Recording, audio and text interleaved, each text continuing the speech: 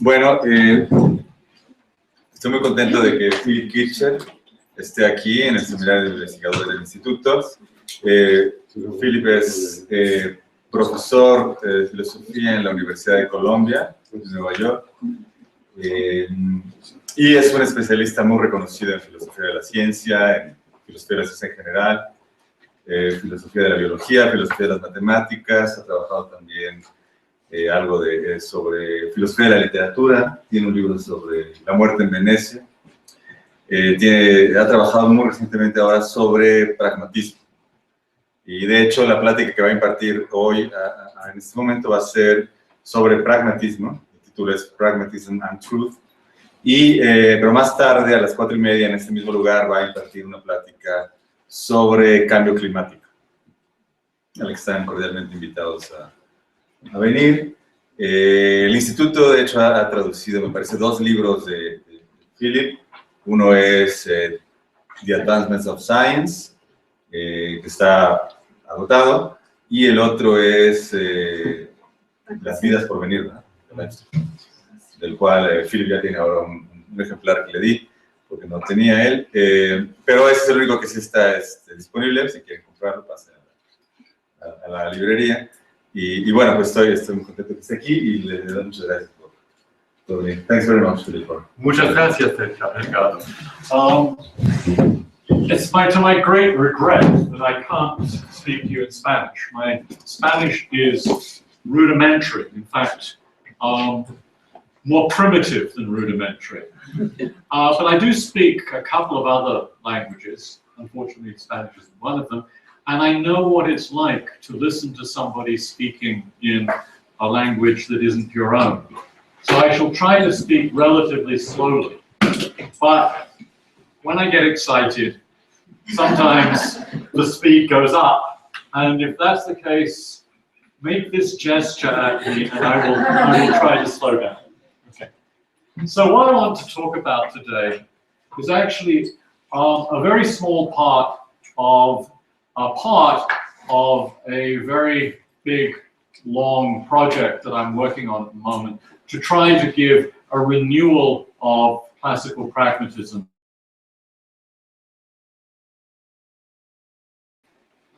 In the last decade and a half, I've become very influenced by the classical pragmatists, and in particular by Dewey. And I'm seeing classical pragmatism as a way of binding together all sorts of positions that I've taken and tried to defend over the course of my career. So what I want to talk particularly about today is pragmatism and truth, and I want to talk about what seems to be an obvious problem now. Which key do I get the next slide? That's the question. That one. Okay, so I'm going to begin with Charles Sanders Peirce and his very famous definition of truth. Peirce says that in one of his early papers, a remarkable paper, that truth is related to the opinion which is fated to be ultimately agreed to by all who investigate. And you know, you can understand perhaps why Peirce might say such a thing in the late 19th century, before Tarski had developed a correspondence theory of truth. But we come after Tarski, and it's very hard to see how to relate what Peirce says here to our contemporary understandings of truth. So many people, I think, would say that Peirce just simply had a very bad approach to truth. I'm actually going to try to defend some what I think of as some Peircean insights. For those of you who are standing, look, there are seats down here. Do come down and make yourselves comfortable. Now, James put it in an even worse way, it seems. James said, the truth, to put it very briefly, is only the expedient in the way of our thinking. That's where many people stop quoting. They don't go on to say what James said later on, namely, expedient in almost any fashion, and expedient in the long run and on the whole, of course. And so James is often quoted as saying, the truth is what works in the way of belief. And he gets criticized for that. My late colleague, Sidney Morgenbesser, used to quip about James's definition of truth as what works. He said, well, of course the pragmatist theory of truth is right. The only trouble is it doesn't work. That's Sidney's assessment of it. Now, there are obvious problems with this. What does expedient in the way of our thinking mean? What is it for a statement to work in the way of belief? And more subtly, isn't the whole direction of explanation wrong? If you go back to Peirce's definition, the true is what is fated to be believed in the long run. Even if we're generous and we suppose that people who are investigating investigate properly, isn't it the case that they will come to reach agreement on something because that's true, rather than saying that what is true in virtue of their agreement? Hasn't Peirce got this, in a certain very obvious sense, backwards? And you might even say, isn't the whole notion of what it is to investigate an issue properly, okay, isn't that tied to methods that are distinguished and privileged precisely because they are likely to yield the truth? And so Peirce and James simply seem to have all of this backwards. James, of course, is criticized again and again and again for the short version of his definition, the truth is what works, by saying, well, you know, different things work for different people. You know, sort of Californian attitude, works for me, man. It works for me. Okay. And this comment has been made ever since Bertrand Russell took James to that time studies. Now, one's inclined to say, I think, something a bit different. To say that truth for statements about glasses of water, green grass outside, the sun shining, the movements of the planets, the growth of organisms, all of the statements that scientists and ordinary people make in these domains that are true count as true because they correspond to the way the world is. And poor old Peirce and James were stuck in an age when the correspondence theory of truth was full of high metaphysical stuff about the absolute. And no wonder they thought the correspondence theory of truth wasn't a good idea and looked for something different. But the Lord has given us Tarski to make it all clear. And Tarski has, as it were, set things straight. And so we don't need this terrible pragmatist approach to truth anymore. Now, I want to reflect a moment. Tarski provides us with a familiar concept of truth. Hartree Field many years ago said what Tarski had done was actually to reduce the theory of truth to the theory of reference. So when you learn and when you teach the beginning bits of logic in first order languages, what you do is you explain that the atomic sentences are true because the names in them refer to particular individuals, and if it's a monadic predicate, the sentence is true because the individuals belong to the set, which is the extension of the predicate, and so on for relational predicates and so forth.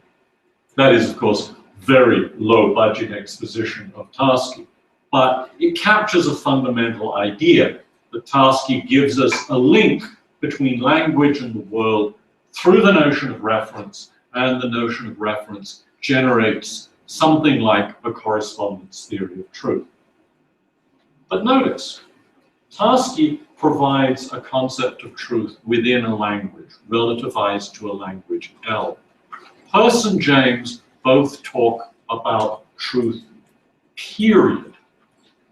And the entering wedge, I think, for a sympathetic understanding of what Peirce and James are about when they talk about truth is to see them as really concerned with the idea that there are certain languages that are particularly suited for the kinds of inquiries in which people engage.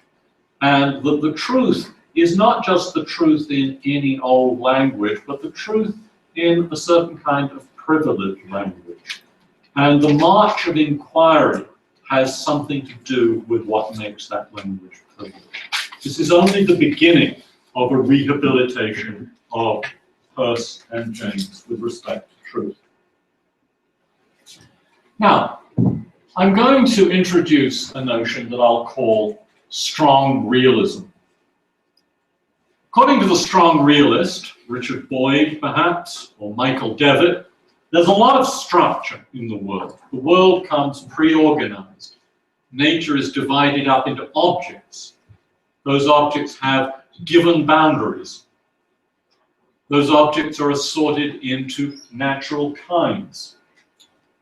There are standards for the normal courses of processes, termini. Birth begins here, death ends here. There are standards of normality and there are causal connections. There are still some seats, by the way, a couple of seats up the front here, and you'd be more comfortable. One over here. Now, after Kant, perhaps, this picture was already under some pressure. And after Kuhn's work in the history of science, it seems to me under a lot of pressure. Towards the end of his life, Kuhn became very happy with the idea that what he was doing was Kant with movable categories. Kind of nice phrase for generating. So on Kuhn's picture, there's much less structure there.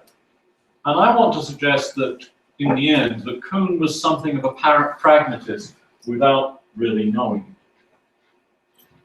The pragmatists had a rather different view about the world. In fact, they had a double view about the world. James, Peirce, and Dewey, who will enter the conversation in a minute, all thought that there was something independent of the subject prior to us, and that we couldn't just make up the world to our own liking. We couldn't decide on the truths to suit our convenience. The California approach to truth really wasn't on for them.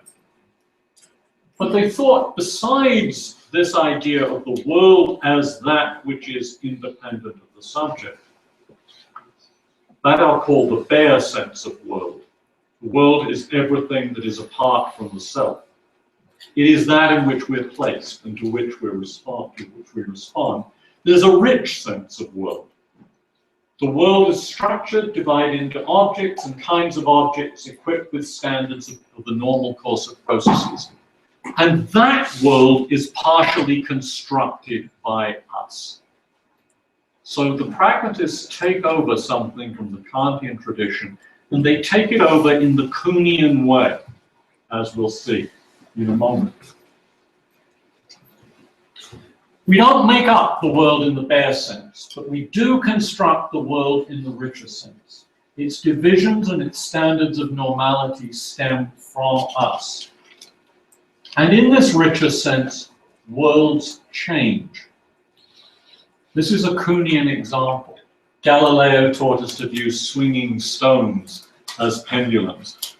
Historians conjecture that Galileo sat in the Basilica San Marco and watched these enormous chandeliers sometimes move very slowly, and that he taught us to see those not as bodies that are seeking their Aristotelian natural places, but as sort of approximative instances of ideal motions that would go on forever and always pursue exactly the same trajectory backwards and forwards, but for the things like the friction at the pivot and the resistance of the air. So after Galileo, we structured our world differently. there were swinging objects. There always had been swinging objects beforehand. But afterwards, there was a new way of grouping them together. There were now pendulums. Now, human beings make up the world in part because of the sensory faculties and cognitive abilities that they have. But they also make it and remake it to suit their projects. And those projects straddle both the business of pure inquiry into the world and the business of living in it. They're constrained by what the world in the bare sense will let them do. And that means that they can't introduce entities as they like. There's no phlogiston, for example. And on my thoroughly secularist perspective, no deity either. Nonetheless, the world in which we live is a different world than the world in which the Aristotelians lived, or even the world in which the 17th century Newtonians lived. It's structured differently. And we structure the world differently when we introduce concepts that differentiate people, like the concept of being a hysteric or being of a particular race. We restructure the world if we get rid of a certain concept of race. We reorganize. So all of this goes back to something James wrote at a time when he wasn't definitely a philosopher. James wrote this very big book, The Principles of Psychology, and it's shot through with pragmatist themes that would later emerge in his writing. And in a chapter on the way in which we sense and perceive, James writes, "The mind, in short, works on the data it receives, very much as a sculptor works on his block of stone. In a sense, the statue stood there from eternity, but there were 1,000 different ones beside it, and the sculptor alone is to thank for having extricated this one from the rest." There are many different, in other words, possible structurings of the world. We may, if we like, by our reasonings, unwind things back to that black and jointless continuity of space and moving clouds of swarming atoms which science calls the only real world. But all the while, the world in which we feel and live will be that in which our ancestors and we, by slowly cumulative strokes of choice. James is recognizing not only the role that our sensory equipment and our psychological faculties generally play in this structuring, but also the choices that we make, which are framed by the previous course of our various inquiries and by the social institutions in which we live. Have extricated out of this like sculptors by simply rejecting certain portions of the given stuff. Now, how does this relate to my central theme? Well, let me go back again to Tarski and to Tarski's theory of truth. So Tarski gave us this correspondence theory of truth by reducing truth to reference.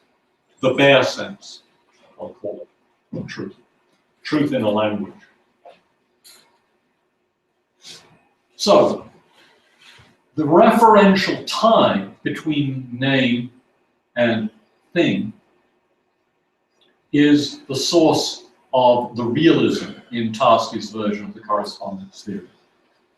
So I want to say A is F is weakly true, just in case the entity to which the name A refers belongs to the set of entities to which the predicate F refers. And here, reference is conceived as a relation between signs and parts of the world in a bare sense. Unlike early field, I don't take that relation necessarily to be a physical relation or reducible to physical relations. It might be a psychological relation that supervenes on physical relations.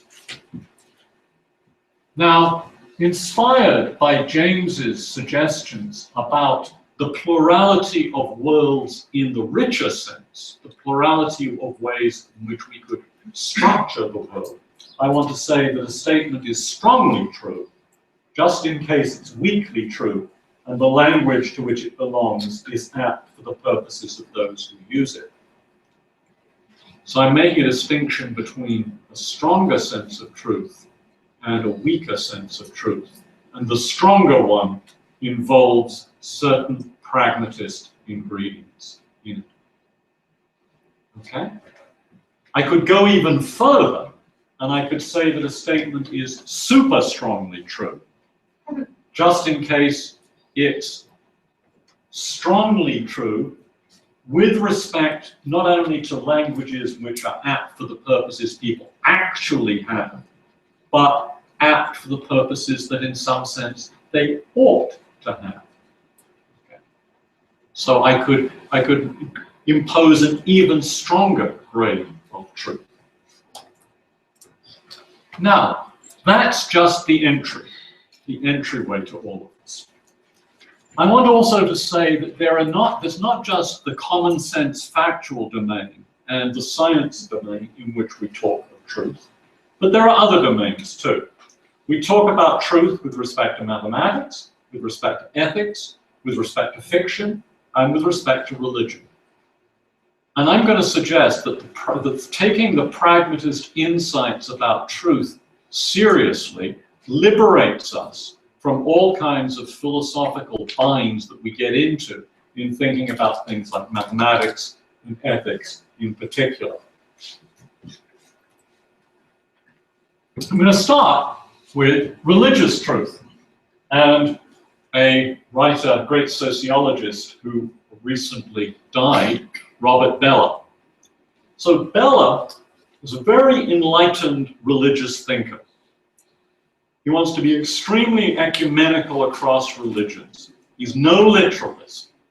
And he wants to say that all of the world's religions have something true about them.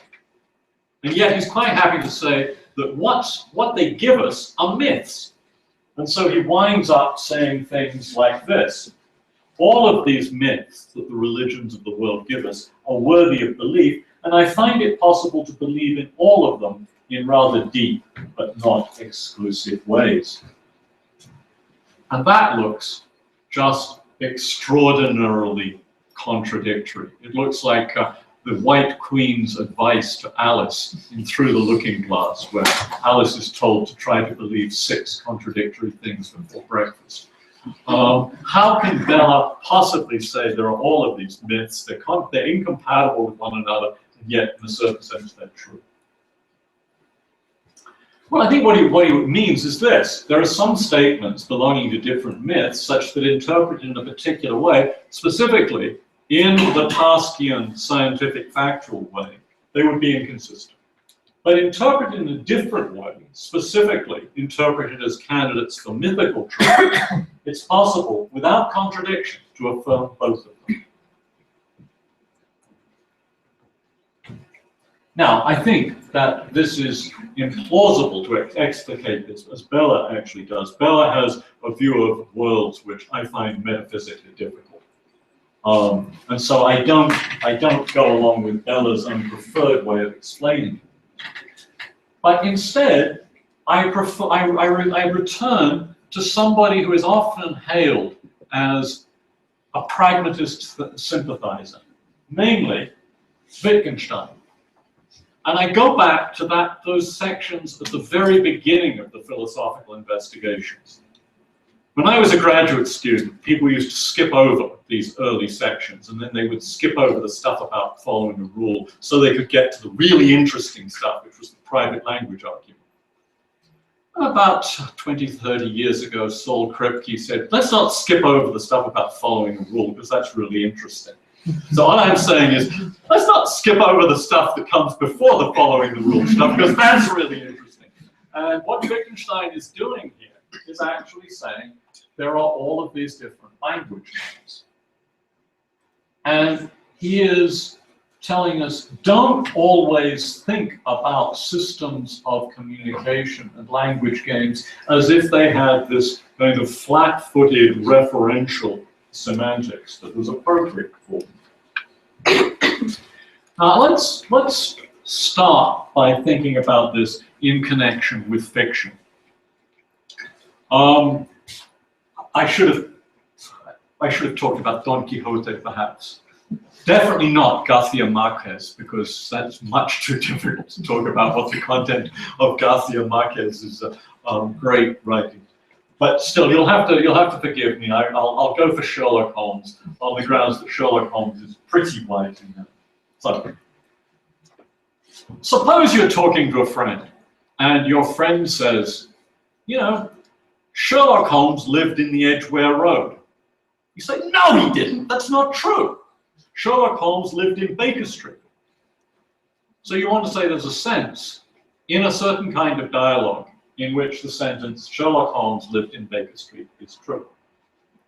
And some people want to explicate this by saying there are literally worlds, possible worlds, worlds of the stories in which we should apply Tarskian semantics to this and make the sentence come out true. I say no. I want to suggest that there's an important relation between the texts that writers of fiction produce and a certain class of sentences. For a body of text, the Sherlock Holmes stories, there is a class of sentences that those stories endorse.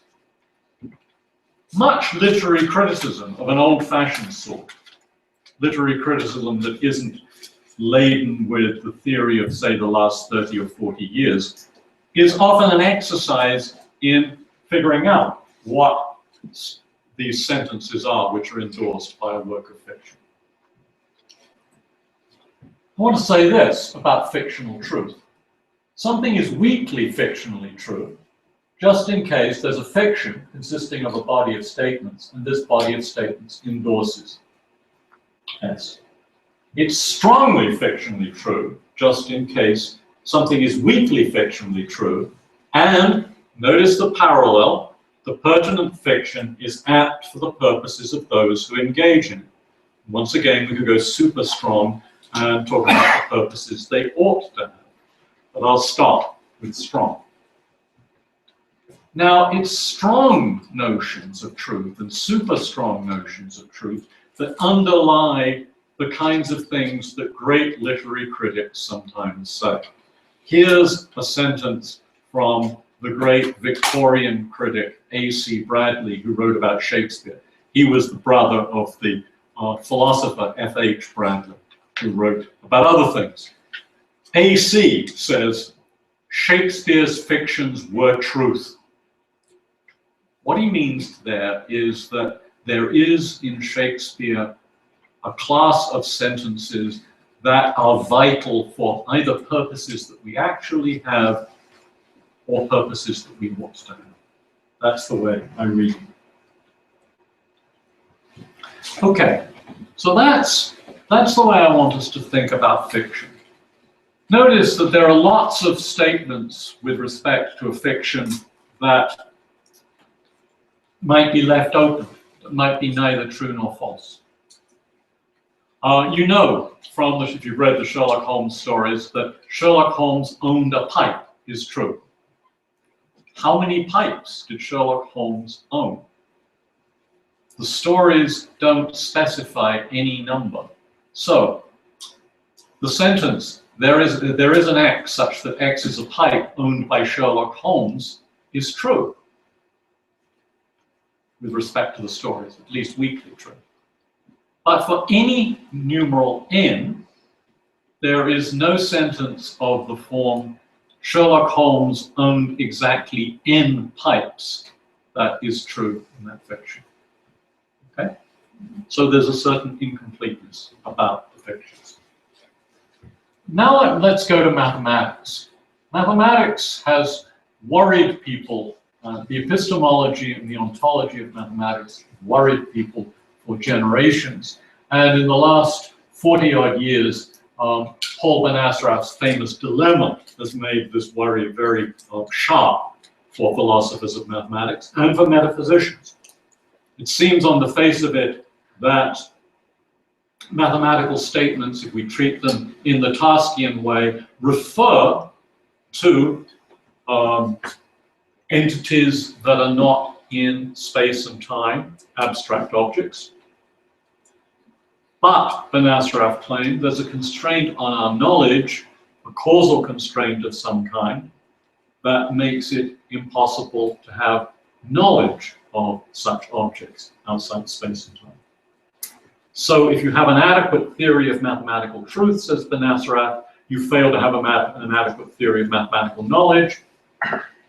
And he thinks that theories of non-Tarskian theories of mathematical truth are just not on. Well, I'm going to challenge that second part of Benacerraf's dilemma. I'm going to suggest an alternative pragmatist approach to mathematical truth. So what do mathematicians actually do? I was a mathematician before I turned to philosophy, and what I spent most of my time doing was playing symbolic games that are already well established and have definite rules. Occasionally, at great moments in the history of mathematics, they introduce new symbolic games with new rules. If these games are to become part of mathematics, they have to be worth playing. The mathematicians who want to introduce new symbols or new ways of manipulating old symbols have to convince their colleagues that there's some point to playing the game. So, I want to say that something is mathematically true just in case it can be reached by the rules of a symbolic game worth playing. And there are lots of ways in which symbolic games can prove their worth. They can prove their worth by contributing to inquiries into physical reality. That's the way Newton defended the calculus, in effect. I will simplify a very complicated story, but Newton introduced new terms into the language of mathematics, terms which his contemporaries found very difficult to understand. Indeed, he was reprimanded for this by Bishop Berkeley, who got very annoyed because Newton apparently, one of Newton's disciples on his deathbed wouldn't engage in religious confession, and the good bishop traced this to his involvement in mathematics. And so he wanted to show that mathematics was Newtonian mathematics was in even worse shape than religion. Anyway, so Berkeley criticized the language, but people were worried about it. Newton defended it by showing that he could solve all sorts of problems about motion by using the calculus. So that's one way that a symbolic game can become worth playing. Or it can answer questions raised by previous symbolic games. Descartes is a great example here. When Descartes introduces his geometry just after the Discourse on Method, which is of course intended as a preface to the three scientific discourses that follow it, in the geometry, Descartes says very proudly, "In my analytic geometry, I am now able to solve all of these locus problems which have been unsolvable since antiquity." Sometimes mathematicians introduce symbolic games because they find them aesthetic or because they just enjoy playing. John Horton Conway introduced the game of life, and this was in the age before computers. It was played on boards, and it spilled over the Cambridge mathematics department. They were playing on this indefinitely extensive board that went on and on and on into the corridors, simply because the mathematicians found it such fun to play. Here's a terrific example of what mathematicians do. Mid-19th century, William Hamilton. Complex numbers have become accepted as part of mathematics. Hamilton says, "I would like to have a three-dimensional analog of the complex numbers." Complex numbers, remember, are represented on the two-dimensional plane. Hamilton said, wouldn't it be great if we had a three-dimensional version that could be represented by a three-dimensional space? He quickly realizes that 3 dimensions make the algebra impossible, and so he moves to 4 dimensions, which is much more promising. Addition is easy, multiplication is very hard. He spends years and years and years and years trying to figure out the multiplication table for what he calls quaternions. One day, in a walk around Dublin, he has a flash of insight and realizes that what he has to do is abandon commutativity. AB is not always equal to BA. In fact, in Hamilton's system, sometimes AB equals minus BA. Okay? So he carves, in a fit of inspiration, he carves the appropriate table, reproduced on the screen, into the stonework of a Dublin bridge. Now, think how weird this is from the point of view that mathematics is about abstract objects. Hamilton spends years and years and years in his study, reams and reams and reams of paper go into the wastebasket as he finds out that multiplication table after multiplication table after multiplication table won't work. He comes out at the end of his day and his long-suffering wife says, "Have you discovered quaternions yet?" And he says, "No."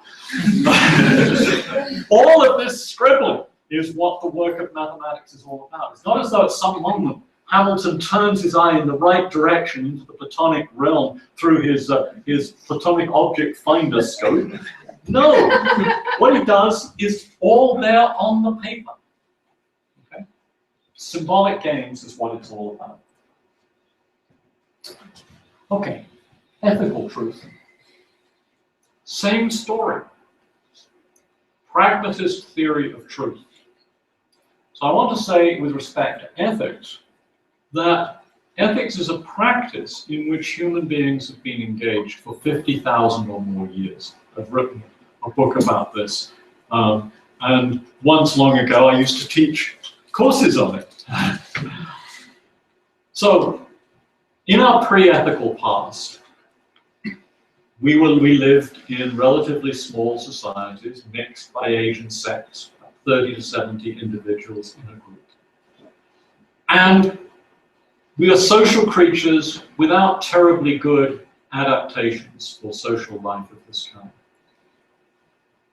And we got out of the bind that our evolutionary relatives, the chimps and the bonobos, are in, at least 50,000 years ago, possibly 100,000 years ago, by finding ways to regulate our conduct together.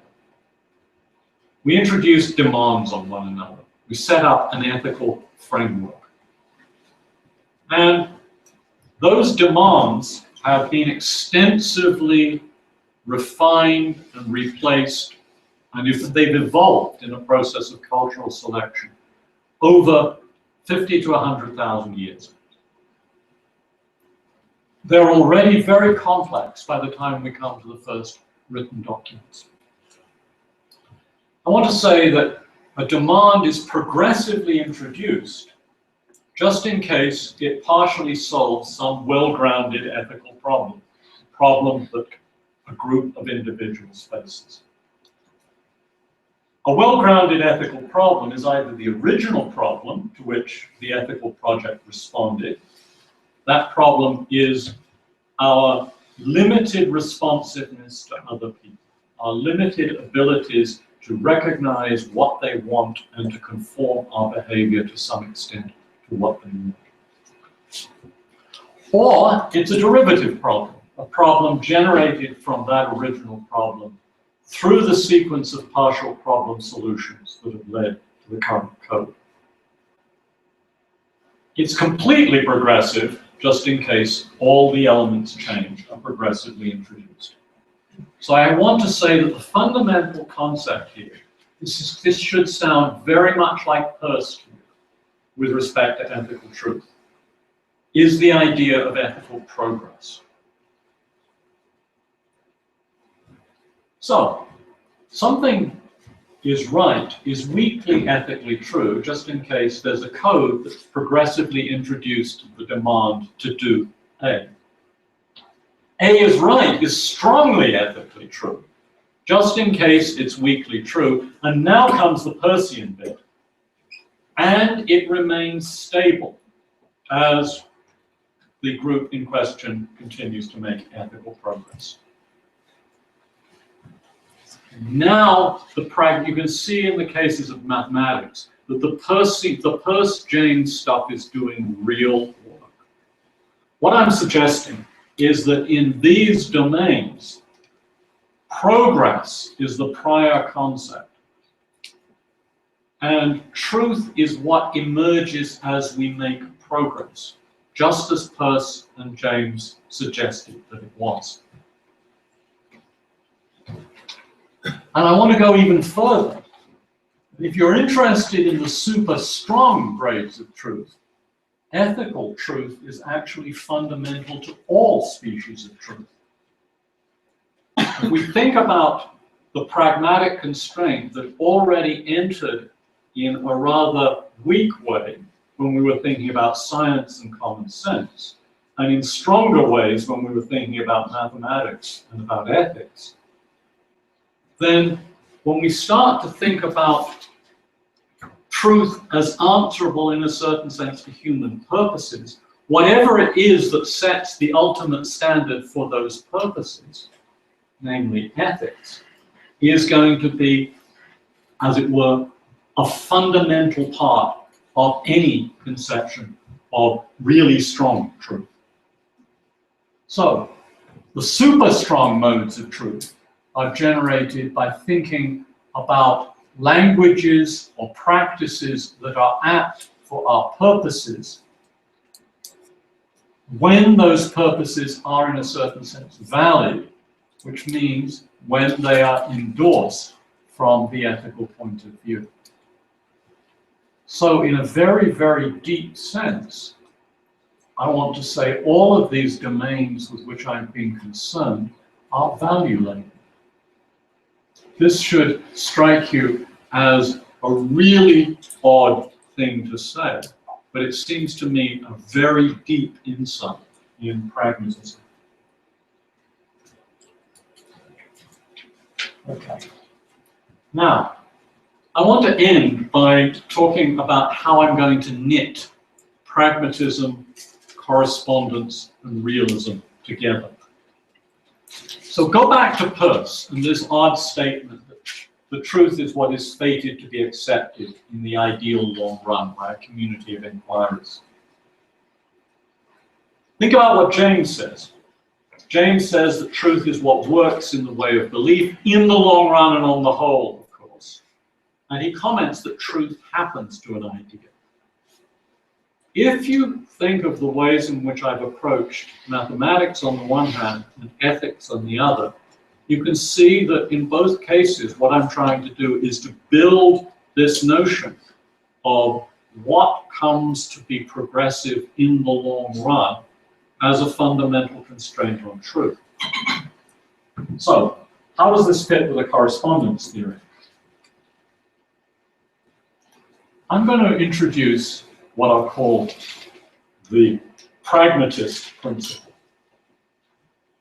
For any statement S from some domain, say talking about fiction or ethics or talking about religion or talking about mathematics or talking about ethics or talking about the natural world, those are all domains. S is true just in case S would be adopted in a proper development of that practice and would be stably retained in any indefinite sequence of further proper developments of the practice. Okay? That's got the ethical stuff, as it were, already built into it. Now, that's an explication of Peirce's idea. The truths are the stable elements that come to figure in our linguistic practices as we pursue them in the best possible way, and proper way.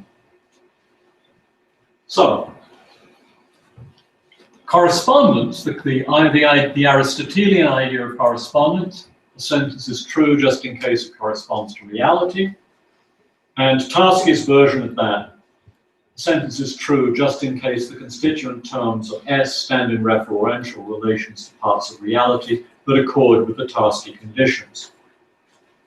And those are the familiar things that you learned when you took your metalogic course and that you teach your students in such courses. Now, some domains strike us as domains in which realism is the right thing to say. Here's the way I explicate that thought. Realism holds for a domain when the pragmatist part, the pragmatist principle holds because the correspondence principle holds. Okay? So in the case of thinking about science and common sense, we want to say that the proper development of the practice will reach certain kinds of statements about the world, grass is green, snow is white, etc., etc., etc., because those statements are true in the correspondence sense. Okay? So for realist domains, correspondence explains the holding of the pragmatism principle in that domain. But there are other domains in which I claim we shouldn't want to be realists because realism brings terrific problems.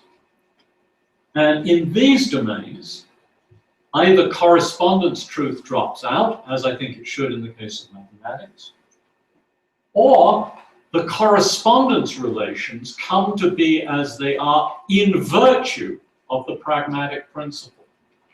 So I initially criticized Peirce for saying that he got the direction of explanation wrong, that prag should depend on cor, not cor on prag, or not truth on prag.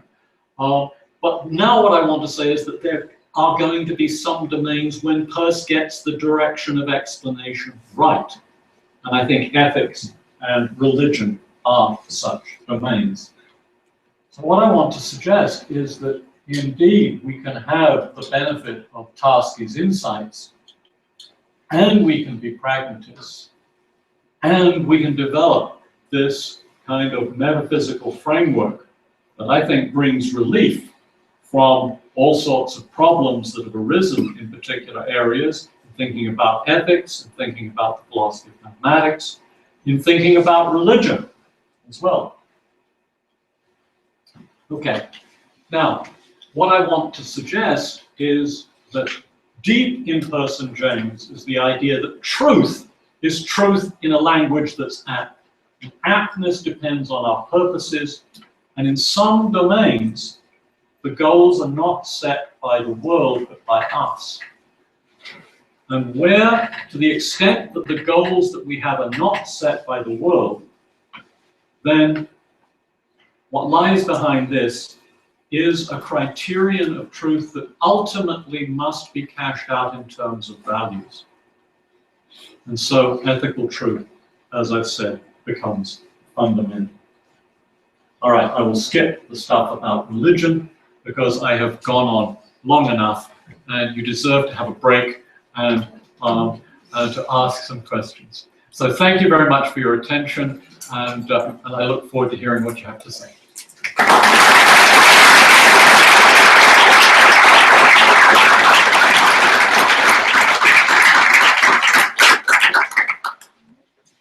Bueno, vamos a tener una pausa de unos 15 minutos para descansar un rato y hay algunas cosas para comer. ¿Cómo estás? Muy bien. ¿Cómo estás? I hope that was comprehensive. Yeah. Very hard. I'm just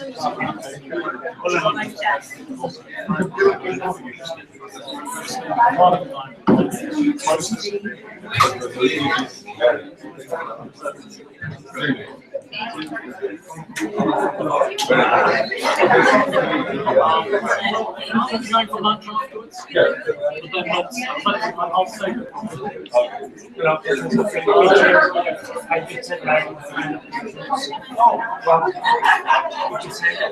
Delighted to sign.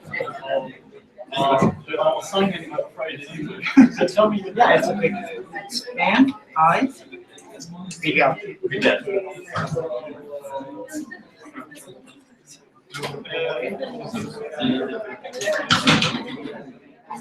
There we go. Okay, thank you. Very well.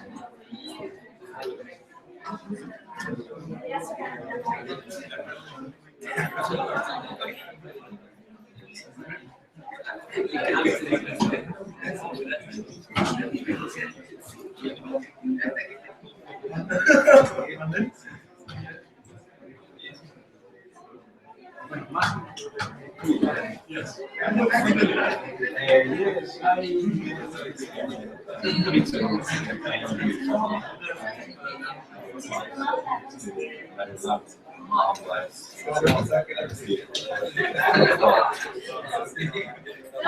Is that when Harry was teaching Harry? He was here, but now he is I know he's I already read Synology without wonderful. You like that thing? Yes, it's good. Because in the last, at the end of your paper, you mentioned that it's necessary to write the history of measurement practices. You have the beginning, very fundamental practices to the electrotechnics. Yeah. And I already did this. Oh, you did? Yes, I just gave to Kepler. Just beginning to Kepler, astronomy. And maybe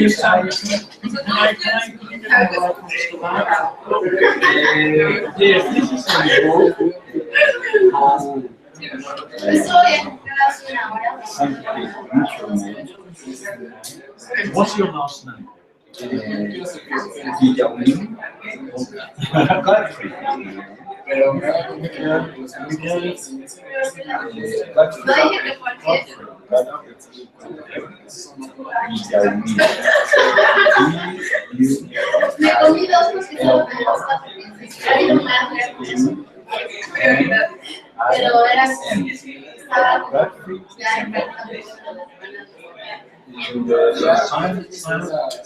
Scientific measurement as cognitive integration. It's already in Spanish, but I'm going to go into English.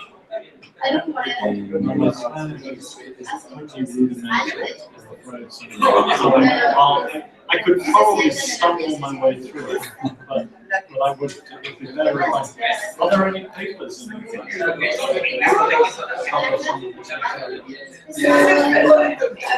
It's going to appear in this book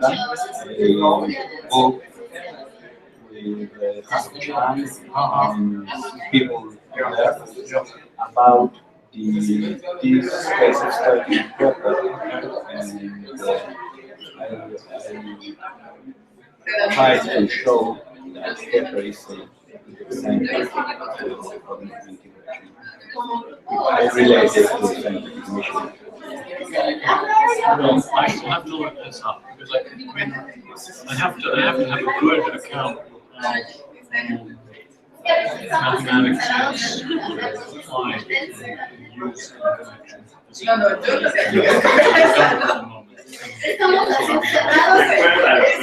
I have a book about mathematics.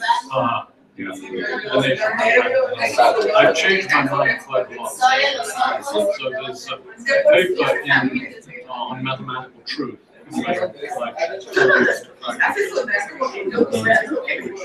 of explains things Okay. So how long have you been teaching? I'm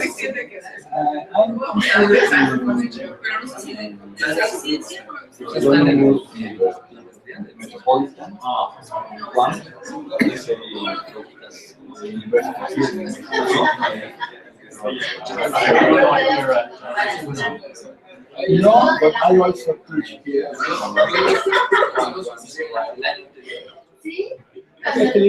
Very nice, very nice to meet you. I thought you looked at here. There are people I think I've seen. Yeah. In fact, one of us here who was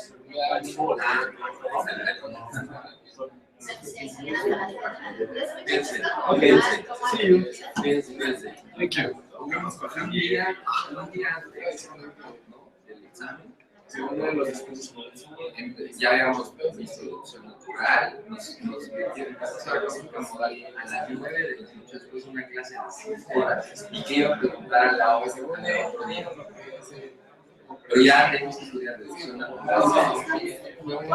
Ni siquiera vamos a llegar.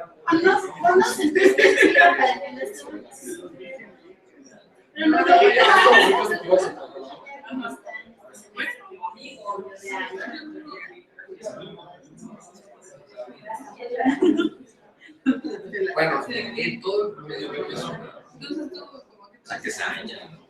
O sea, es muy cargado, es muy cargado. O sea,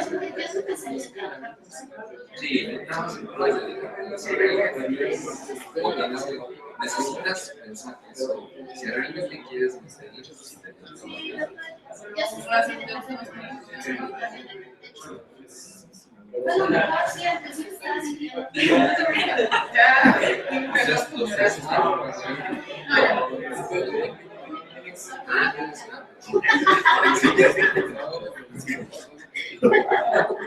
ya hablando de lógica.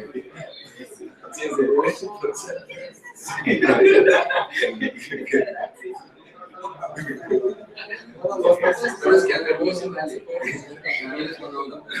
pero sí. O sea, es bueno las intervenciones personales.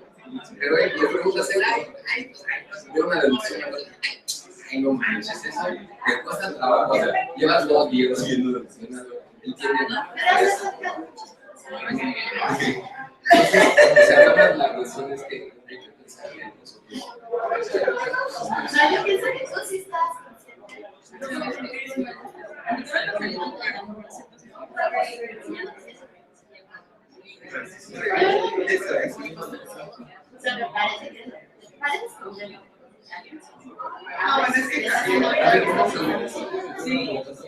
Hay algo que no.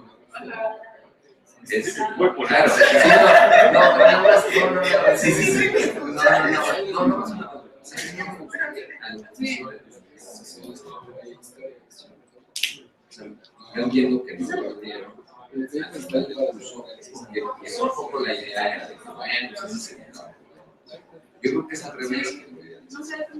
Yo entendía lo que Great talk was very interesting. I want to ask you one question. Your next talk is plan to change, but from what perspective? I'm going to try to reconstruct. Entiendo que sí. Hay que hacerlo, pero no Social sería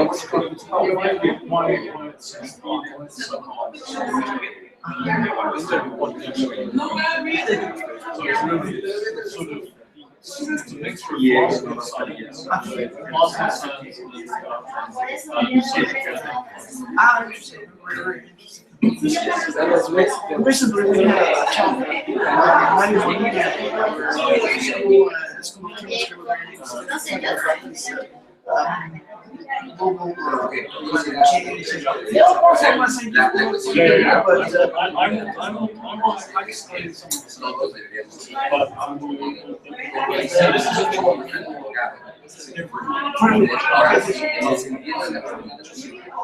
ciertamente más complicada que sabe lo que el tiempo es muy grande y además es sencillo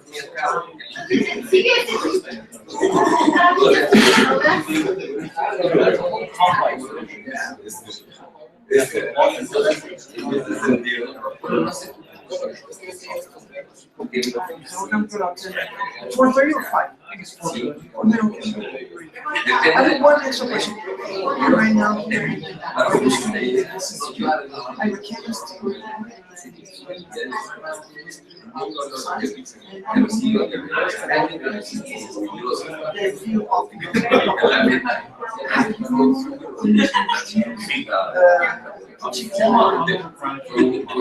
O sea, no se vale de acuerdo. Quite successfully give some substance. Ahora, yo entiendo por qué. You run across the Michael Weisberg.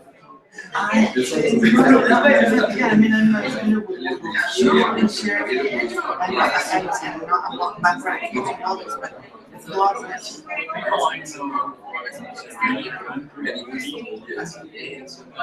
Weisberg. O sea, son unas cosas. Y es, yo creo que es más normal. O sea,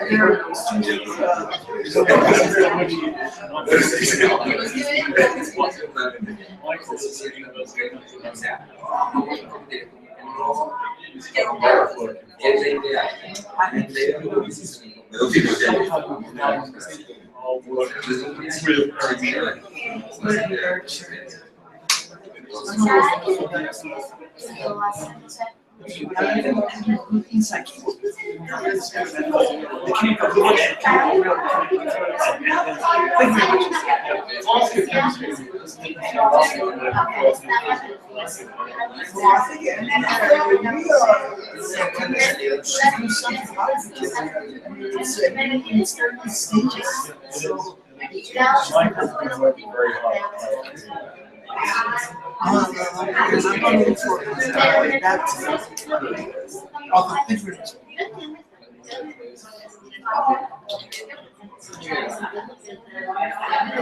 Es que consideran que es un lugar donde nos dan conocimiento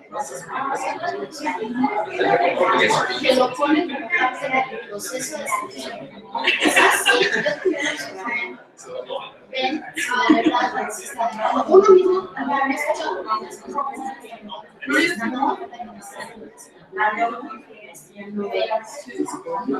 y también se va a tapar, pero salir de una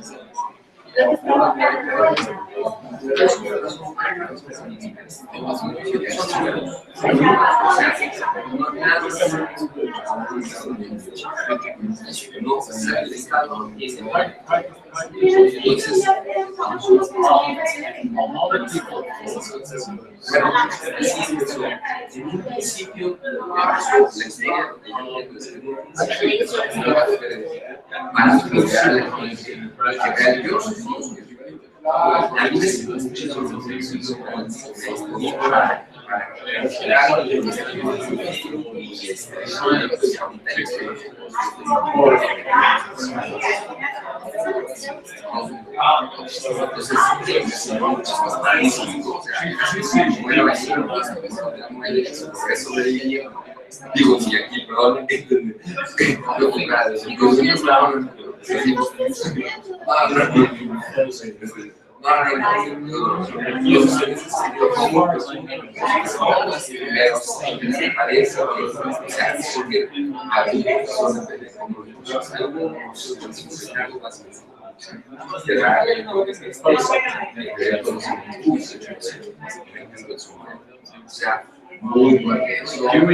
sea, muy claro, muy bien la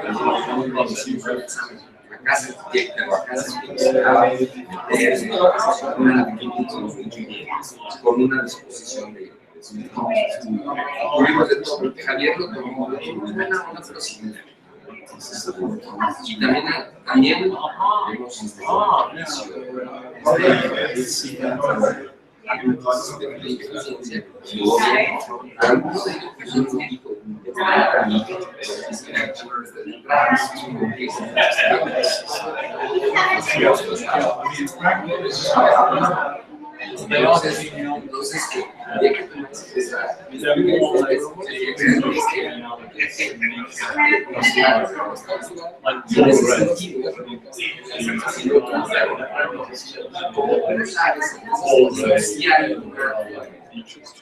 no por el ambiente, sino me parece que sí es como se dice.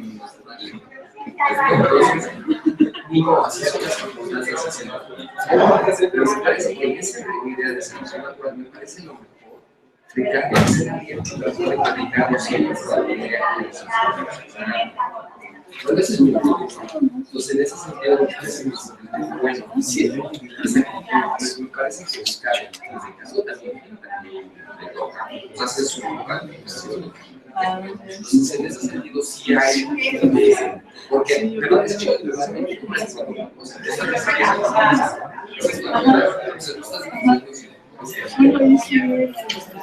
sí, realmente es una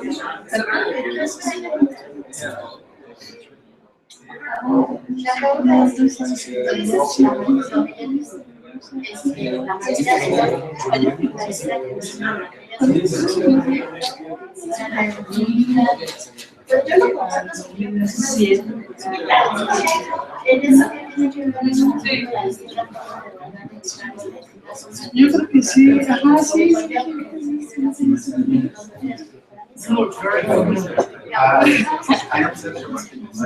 Oh, yes. Yeah, okay. So we have Yes, we met in Greece. That's right. That's right. Yes. I was fun. Yes. Yes. Do you know if they publish it? I don't think so. I didn't want to.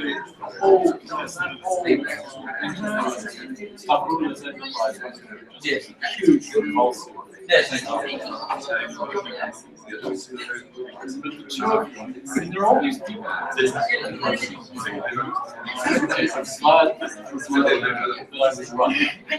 Yes. It's very nice to have more.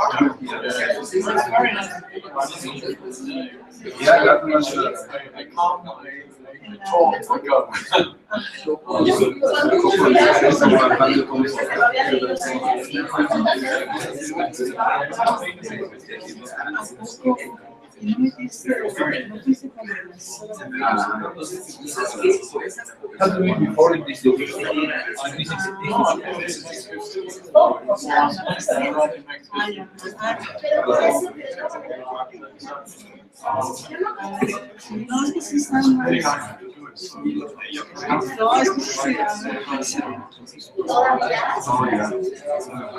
I guess we're gonna waste some more time.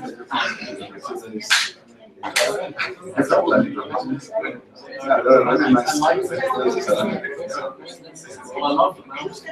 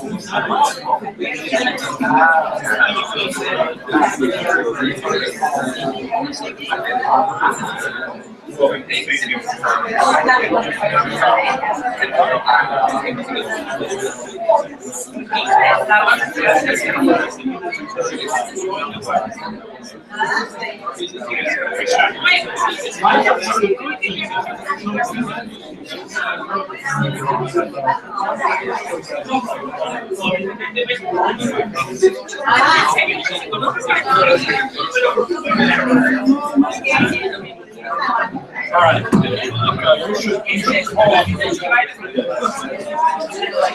Bueno, ya vamos a empezar la sesión de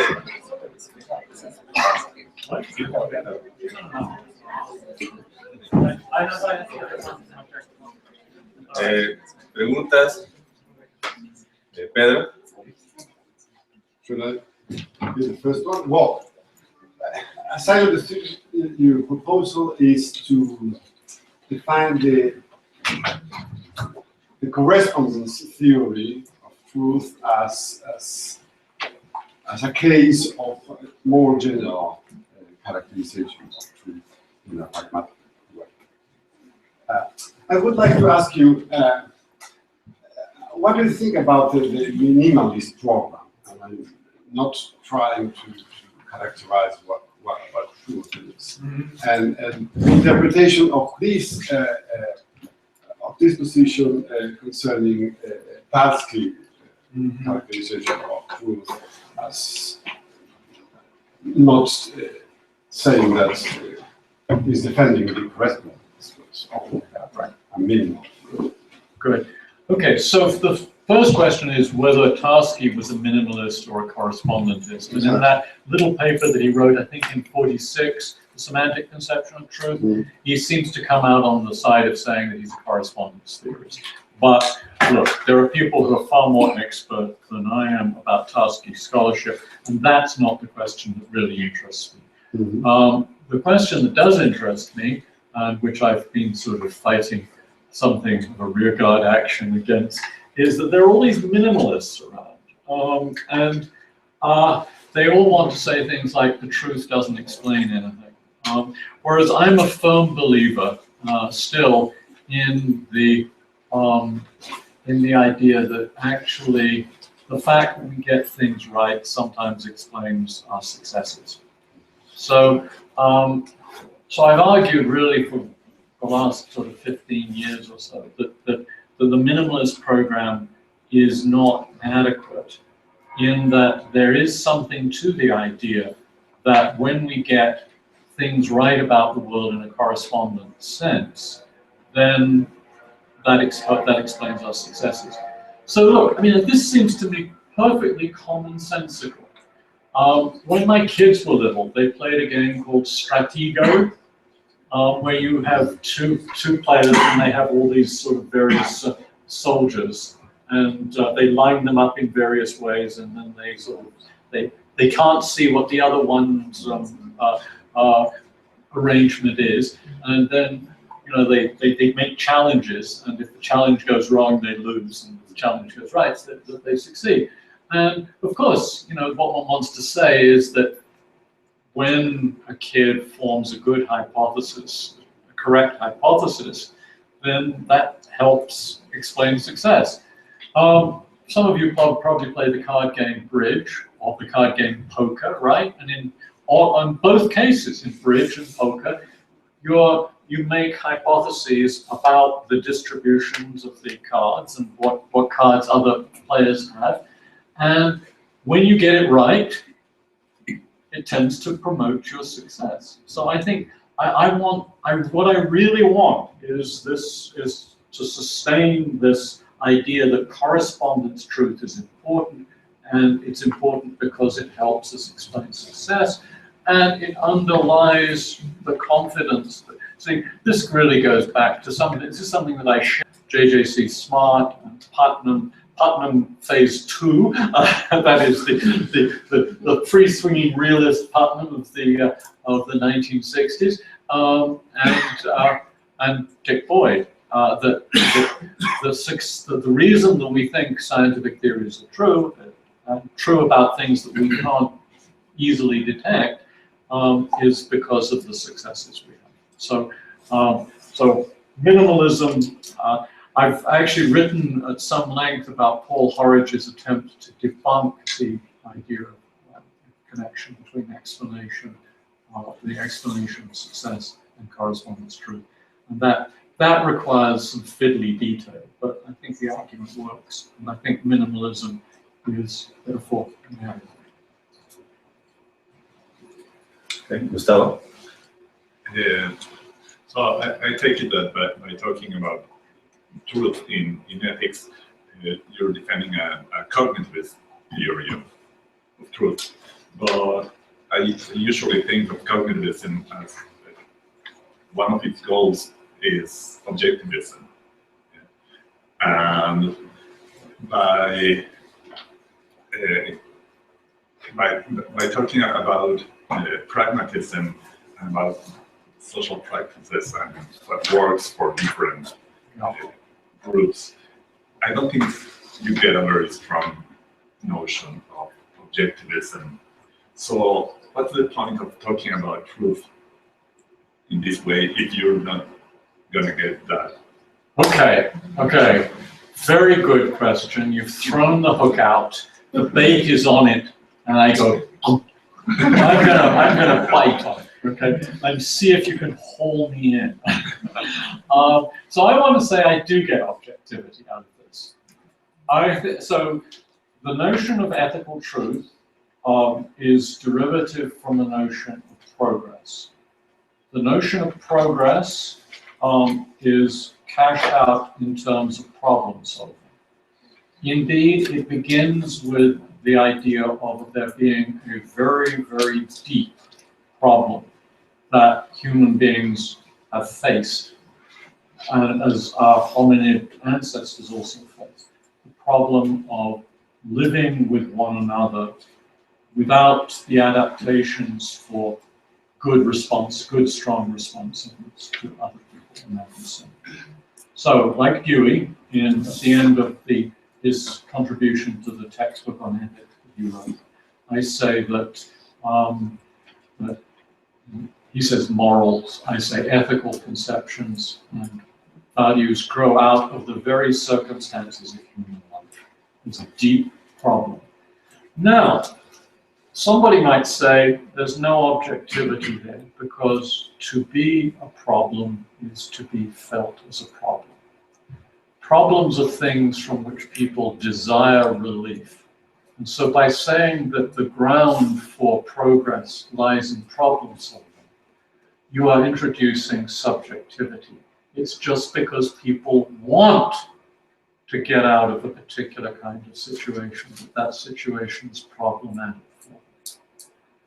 Like Dewey, I think that there's a much more objective notion of being problematic.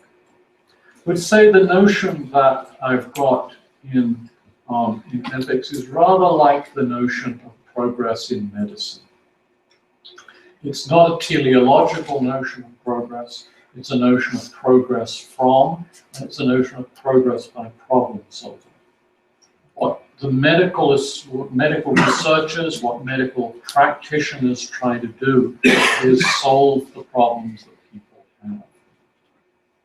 And I think the problems are of the same depth and severity in both cases. So notice that we might say of medical problems that they have a subjective quality about them. You want relief from your headache. So it's a subjective problem. It's just because you want not to feel the headache. Try saying that to the patient who is suffering from severe depression, or the patient who has got a broken leg, or the patient who is has cystic fibrosis and is struggling to breathe. You just want a few moments of joy. You just want to walk. You just want to breathe. It's not just silly sounding, it's also a bit tasteless, right? I mean, you couldn't actually look at somebody suffering a crisis of cystic fibrosis and say to that person, oh, your problem is merely subjective. It's all in your head. You just want to breathe. That's not an adequate response. So I want to say that problems have both a subjective face and an objective face. And in fact, the objective face of problems is shown by the fact that when different people occupy the situation, they want relief from it. So I want to say that the maximally objective problems are those that are the ones that call out in everybody placed in the situation a desire for escape from it, a desire for relief. Okay? And almost everybody, there are going to be a few people, unfortunately, who don't even have the psychological ability to form beliefs and desires, and so might react to the situation, but we couldn't say that they wanted relief from it. But almost everybody placed in a situation where they're having difficulty breathing will want relief from it. Similarly for acute depression, similarly for broken legs, and similarly for the kind of unstable, fragile social existence that chimpanzees and the bonobos still exist in and that our ancestors used to live. So I want to say this is a deep and objective part of the human condition, but there's this problem there. That fundamentally grounds the notion of progress, and that grounds the notion of truth, and that gives you enough objectivity. It isn't objectivity in terms of finding out something that corresponds to the way the world is, but it is objective in being part of a system that gives relief from a predicament that is ours and deeply ours, and that we all want relief from. So does that satisfy your concerns about objectivity? I mean, I think the concerns about objectivity are really important, and I have sweated a lot over this, and that's the way I would respond to it. Marcela? So I have a question regarding the distinction between the bare sense of the world and the rich sense of the world.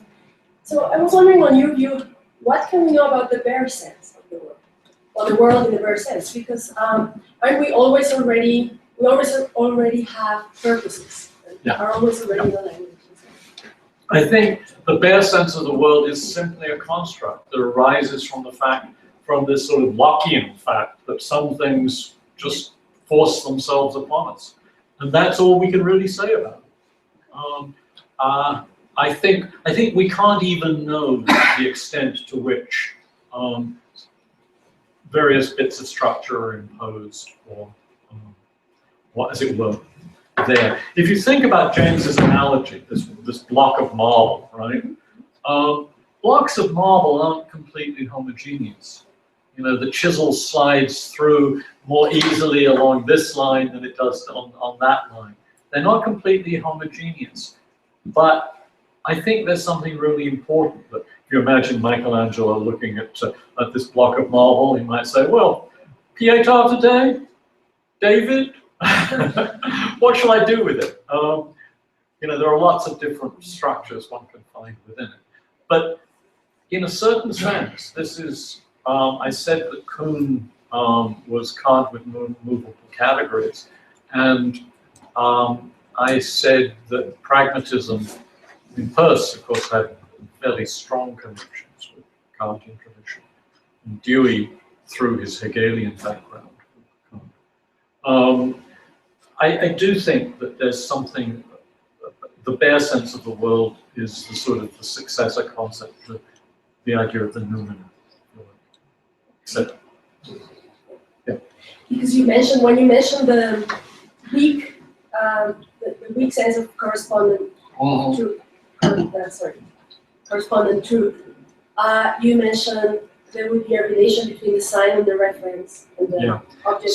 Yeah, so the thought here is that once you've got language, you can then start talking about particular bits which exist in the real world, and the referent of the sign attaches to those bits.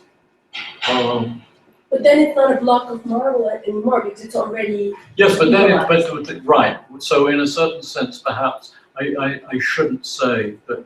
I mean, what I want to say in a certain sense is that it refers to a demarcated bit of the bare world, which is, but it's still in a certain sense an element in the bare world, even though the bare world doesn't, as it were, privilege it. Right. So Rorty, in a nice metaphor, when he's talking about in his cognitive consequences of pragmatism book, says, reality doesn't come with fence posts, and I think that's right. But nonetheless, you can actually refer to that bit of what was there before the fence posts that's in a particular region that's bounded by a fence that you've imposed on. If you see what I mean. Okay, I mean, this is very difficult. I mean, I hate talking about this stuff. Because it's so slippery. It's so slippery. Okay, but I get a better idea. Yeah. Yes, I have a question about the pragmatic maxim. Yeah. I think you do capture very well, as far as I could understand, the notion of truth in verse, which I rather call it a truth approximation. It's not so much the notion of truth, but a truth approximation, and that's already seen in the quote. However, my question is, if the pragmatic maxim plays a role, if any, in your account, I am worried or more interested in the connection of the conception of something in relation to its practical consequences. Mm-hmm. That is really what I would like to see more explicit in your account. Perhaps you want to relate it to when you talked about valid purposes in ethics or something like that. So, okay, so many people are inclined to say that the centerpiece of pragmatism is what James calls the principle of Peirce, which is this difference must be a difference. The difference to be a difference must make a difference, right? Some people, not I, would interpret that as going in the direction of a theory of meaning in terms of use. I don't do that, since the two pragmatists in whom I'm most interested, James and Dewey, I think are not actually terribly interested in the philosophy of language, and not terribly interested in a theory of meaning in the sort of sense that Dunnett saying would recognize. What's the connection between that principle and the maxim that I called prag, which is a kind of an explication of the Peirce-James approach to truth? I think it comes out, as you already started to suggest, in reflection that the constraints that come in generating these various conceptions of truth for various domains have to do with human purposes and answering to human purposes. And it's right at that point that the language becomes apt with respect to certain kinds of actions and that people want to perform and ways in which they want to live. So, for example, if we go back to the very simplest case, the case in which the pragmatist constraint is weak in the scientific domain and in the sort of ordinary factual domain, there are literally non-countably many languages that we could speak, and most of them are absolutely appalling for the purposes that we have, right? I mean, we could divide things up so that, you know, there was a kind containing Edgardo's glasses, the Battle of Waterloo, the first manuscript Joyce wrote of Finnegan's Wake, and I don't know what else. What else? The largest kangaroo in the Sydney Zoo. Now, a language that worked on those principles would be appallingly difficult for all sorts of practical purposes. And I think Goodman's Grue riddle is actually deeply, it's a deep form of pragmatism in Goodman himself. There's no accident that the guy who began his career thinking about various languages for talking about the structure of appearance, and went on to talk about the ways in which people might have peculiar predicates within their languages for doing science, ended up writing Ways of World Making. Because this goes back to the last question. In a certain very obvious sense, I'm picking up on Goodmanian themes and talking about making the world as I do. And so this idea that a difference to be a difference must make a difference seems to me to enter into the account of truth that I give through the connection with facilitating human purposes. The things that we want to say are good for getting on with our lives. People who talk about this pragmatic maximum should always go back to the place in which James introduces it, because it's James's formulation of an idea that he claims to have got from Peirce, and it comes in a 3-sentence paragraph in, I think it's lecture 2 of Pragmatism. And all of those sentences occur in the address that James gave at Berkeley about a decade before he wrote the Pragmatism lectures. And in the Berkeley case, they're scattered all over the place, and he puts them together. And the first sentence says, it's amazing how many philosophical disputes fall into insignificance the moment one tries to trace a concrete consequence. And that shows to me that what's on James's mind isn't actually a theory of meaning or anything like that, but his worry that philosophy can, to use a Wittgensteinian term, go on holiday from everyday life, can cease to make a difference to people. And the last sentence of the paragraph is, the whole function of philosophy is this, to find out which world formula is the valid one. It's just, so this sentence is embedded in a reflection about what philosophy is and what it ought to do. And in my thinking about pragmatism, that's very important to me. Similar things actually appear all over the place in Dewey. But that's just a gloss on what you say. It's a very good question to ask exactly how the pragmatic maxim relates to this approach to truth. Thank you. Mori. Thank you. Related to ethics as well. Is it possible for you to put this slide when you mentioned the... Absolutely. I've got to turn this. I've got to turn it back on. Oh no, but then don't. No. Anybody know how this works? How do I restart after it's it does not respond. Try go like that. Yeah, there we go. All right, now. Now, which slide is it? The one which you mentioned, truth in ethics. Truth in ethics. When you good. Yeah, I'm getting that. I'm getting that. Ethical truth. Have ethical truth 1. Or do you want the next one? Yeah, the next one. That's the one. Okay, good. So you mentioned, after mentioning these two cases, the super strong sense of truth in ethics, which includes the second one, which is the strong sense, the strongly ethical truth,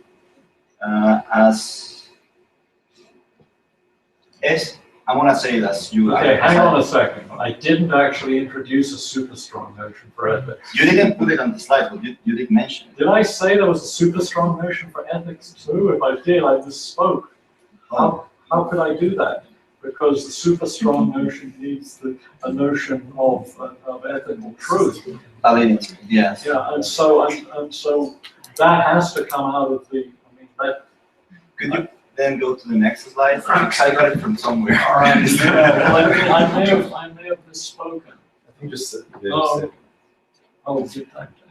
not in slideshow. All right. This is the one. Exactly. All species of truth. That's inexact. You're right. All species of truth, except ethical truth itself, are subject to an ethical constraint. I mean, you can't have. I mean, otherwise, I would really be in trouble. I would be trying to pull myself up literally by my own bootstraps. It would be, Baron Munchausen, right? So my worry was, it might not be a worry anymore. No, that's a very good point, and thank you. I have to amend that slide. That if you have, but if you have a super strong notion of truth in ethics, you have to say which purposes are valid, not just the purposes that some people have, and surely there will be disagreement about that, and also truth statements about which purposes are valid.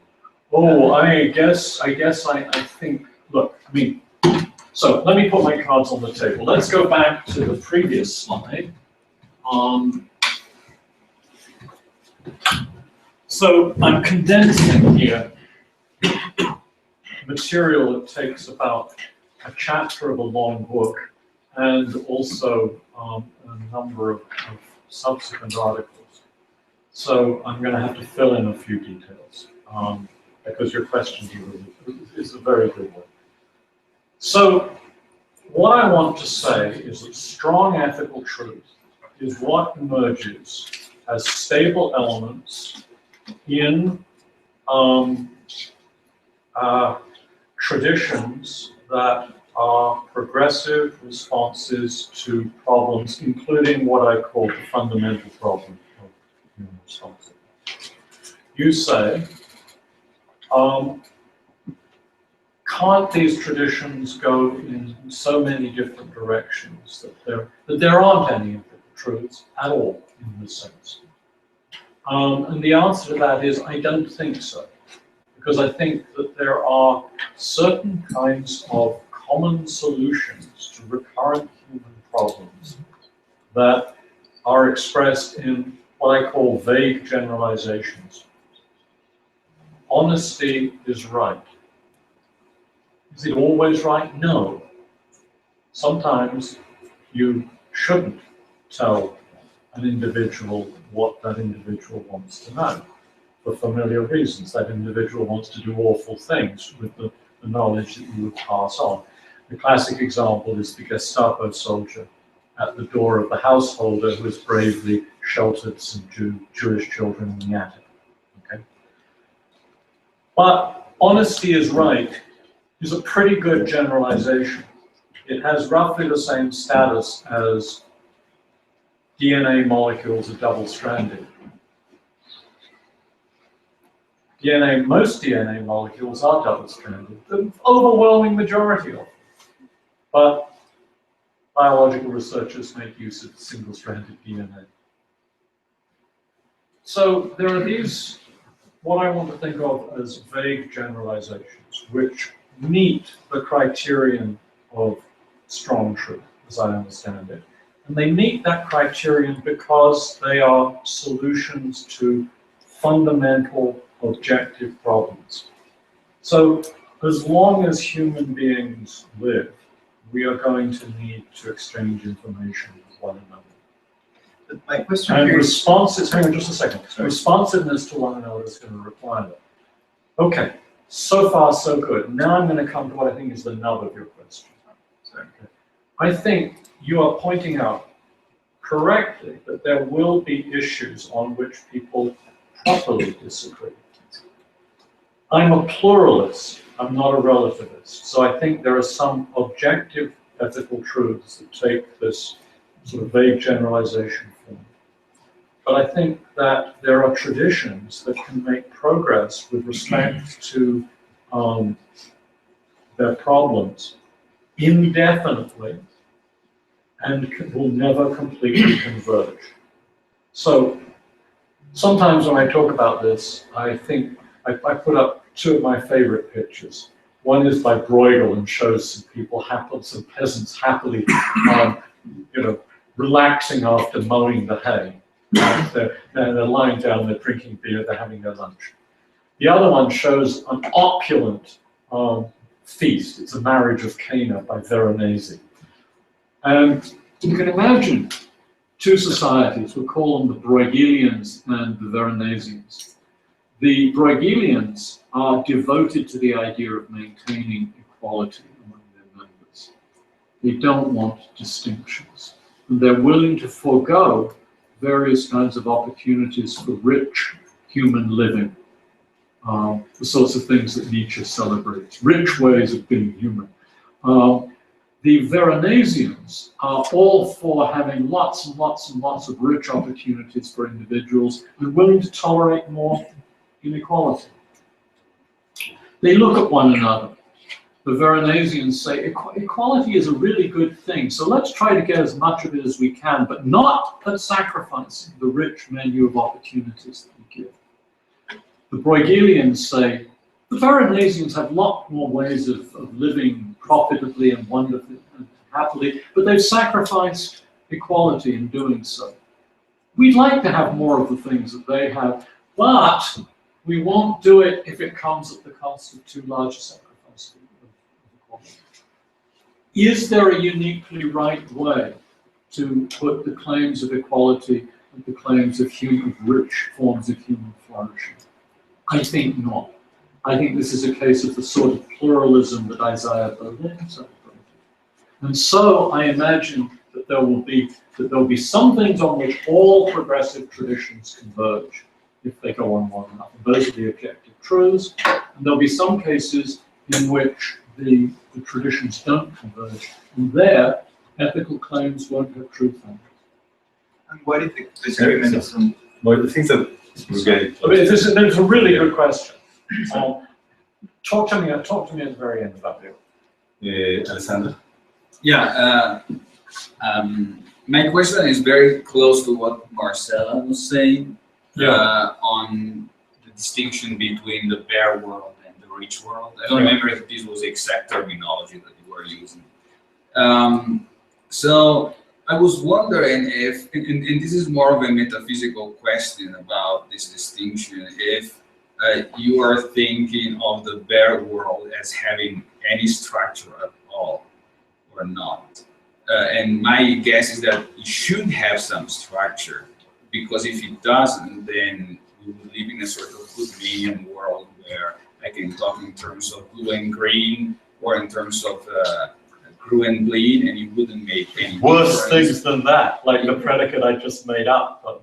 So it seems that that there should be some structure, and I don't think you mentioned anything on I this think side. I think what I said is that the structure that's there is as it were less than that of the structured world in which we live. Here's a very simple example that I sometimes use to try to understand the way in which the structured world differs from the bare world. How many things are there? Well, of course, it depends on how you draw the boundaries around things. Are all things spatio-temporally continuous? Again, it depends on how you draw the boundaries around things. So I think there's leeway in the ways in which we structure the world. The concept of race, which I use as an example, is such a concept. We might introduce it for some purposes. We might reject it because we've seen the evil effects of other purposes that it's being used for. So I think there's more structure in the world in which we live than there is in the bare world. But there must be some structure in the bare world, because otherwise there wouldn't, as it were, be any purchase for James's claims about the differences of the worlds of, say, the cuttlefish and the crab and the human being. There's structure in the bare world, there's structure in us. The bare world is, in a certain sense, a kind of construct. It's just a way of talking about the fact that there's something beyond the self. And in a certain sense, we can imagine somebody saying, but the language you use you introduce to talk about the divide between the self and the world to which it responds is already structuring. And so there is this real difficulty of getting back to the noumena. In a sense, there's just a gesture towards the noumena, or towards the bare world. But what I really want out of this is the idea of a Jamesian Deweyan point, that when we're talking about the world that we normally live in the way we normally talk about it, we have imported structure that comes from being the kinds of creatures that we are, human beings with particular kinds of sensory and cognitive equipment, and also human beings who've got particular purposes. This is where we get back to the stuff about the pragmatist principle. So, like Dewey and like James, I see the world as overlain with the traces of past human projects and past human purposes, some of which we revise as we go. Is that fair? Yeah. As I say, I hate talking about this stuff. Yeah. It's so slimy. It runs between your fingers all the time. Okay. Aldo? Okay, that's somehow similar, because you have presented this pragmatist account of truth in many domains, and what I think maybe not the hardest, but the first I would ask for is because it clashes with the intuitive and theoretical correspondence theory of truth. But even if it is a philosophical account of truth, I guess that it can be said that it's what has been shared by almost everybody in humankind. It's the sort of the starting point. So I was wondering how, I mean, you talked about the relation with the correspondence theory at the end, and not so at the beginning, and not regarding this way of structuring the world in a way that is dependent on us. But okay, to put it briefly, is anyway, even if I could agree that there is actually very interesting bias that we make when we structure the world, even so, there seem to be some truths that are true regardless of the purpose, of whether they are accepted or not by us, of the successes. And even if we accept that there is this Kantian story about how we influence, how we structure the world, there is, well, you say the world is structured in a way, so I don't see how this couldn't be understood in the sense that it is true because it corresponds to the state we describe correctly the structure of the world, or even if we describe the world in different ways, there can be different stories about how the world is.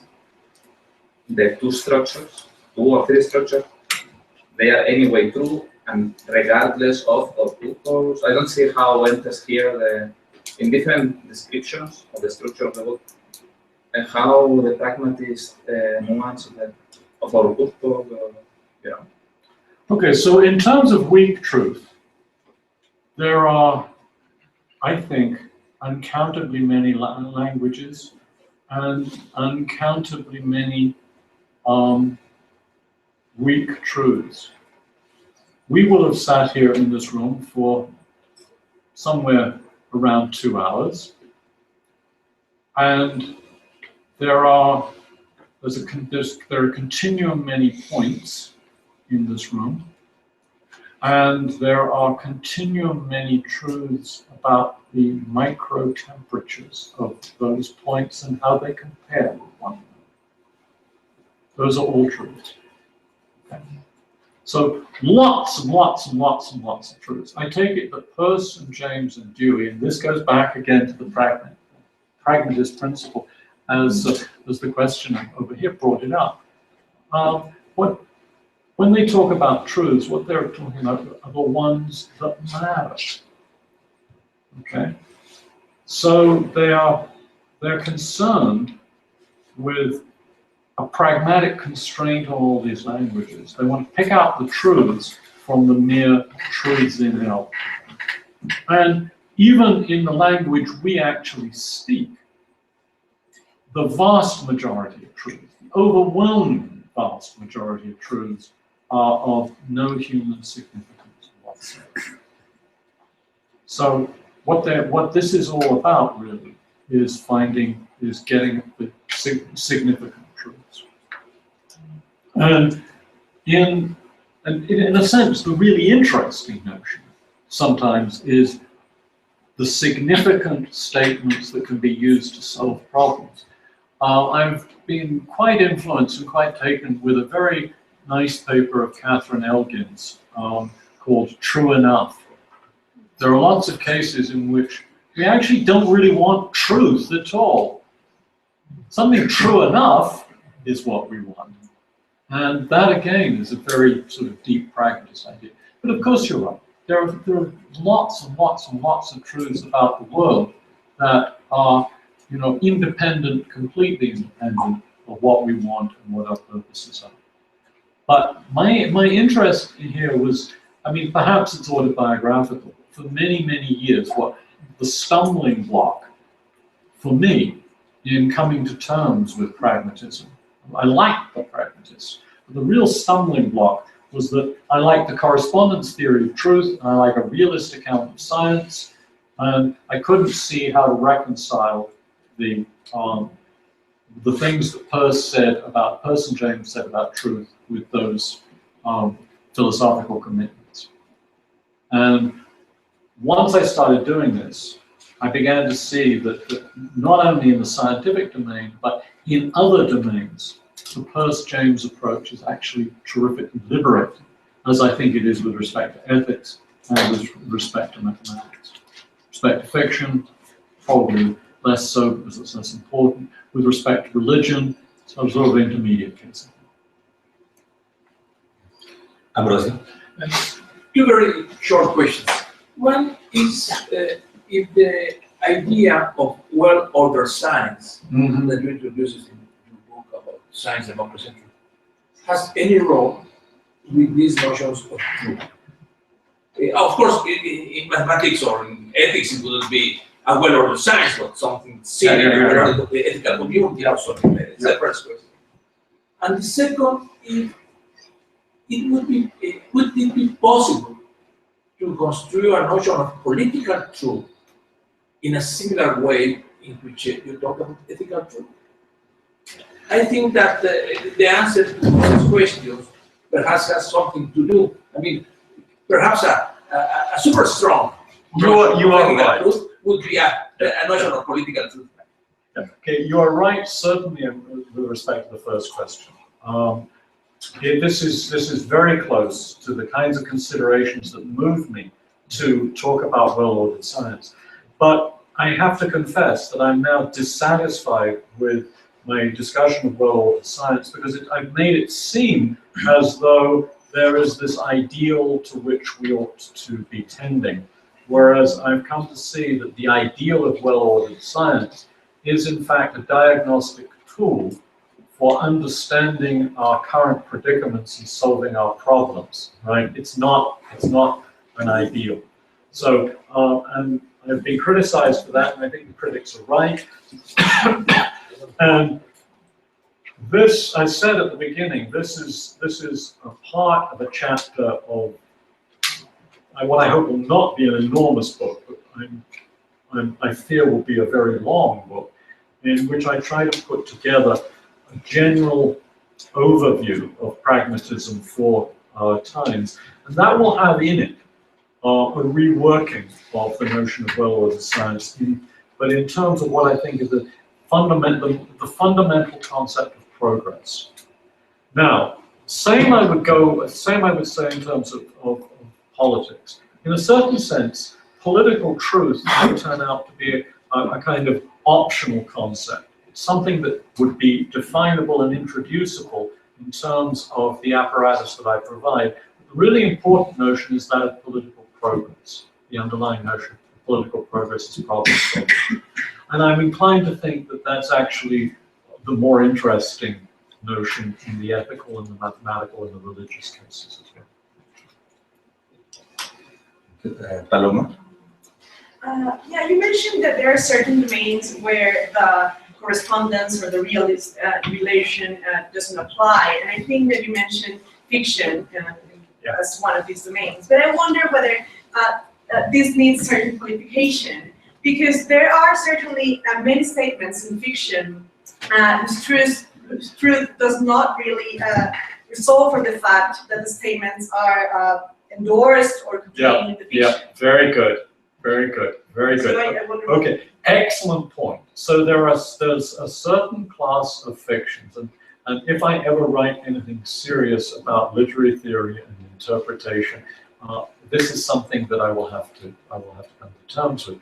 There are a certain class of fictions that locate the sort of fictional bits in a particular world. Now, I am a huge fan of Joyce, and I've written on Joyce, and Joyce went to enormous lengths to make sure that when the characters in the 10th chapter of Ulysses are walking around Dublin, they could actually get from one place to another, so that various bits would be simultaneous in exactly the ways he wanted.